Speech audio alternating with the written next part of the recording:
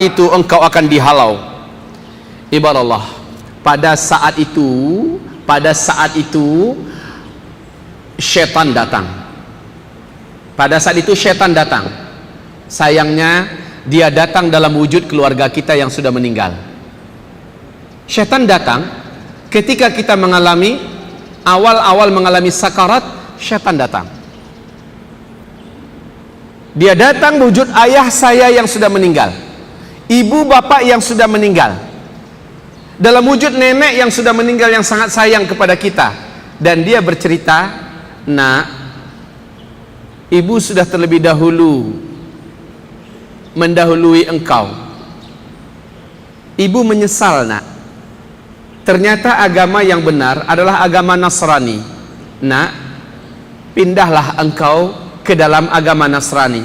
Isyaratkan dengan anggukanmu, katakan iya, katakan iya,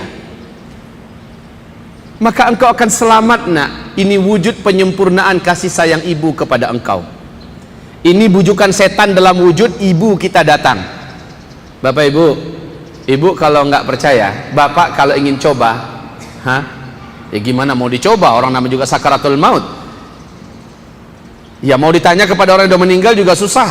Tapi ada hadisnya, Nabi mengatakan setiap orang yang sakaratul maut pasti datang setan dalam wujud keluarganya.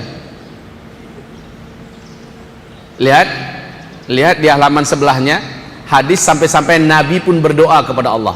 Halaman yang ke-36, sampai-sampai Nabi berdoa kepada Allah. Nabi saja berdoa kepada Allah, jangan sampai dalam sakaratul maut dia sanggup digoda oleh syaitan.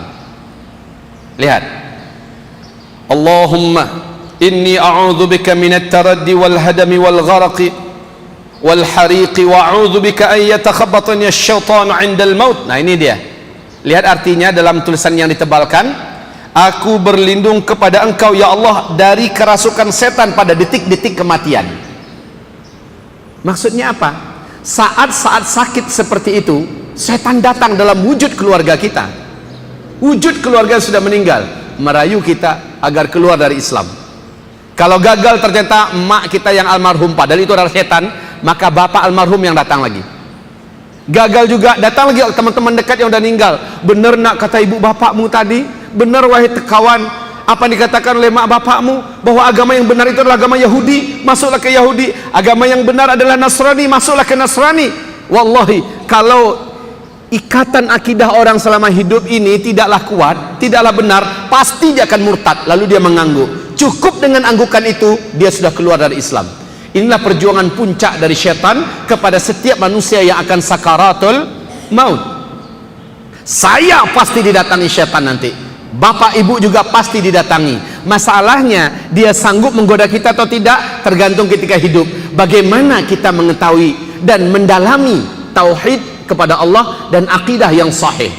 Jika akidah kita ngaco, jika tauhid kita lunak, jika tauhid kita tidak sejati, tidak lurus, tidak benar, saat itu kita akan mengangguk.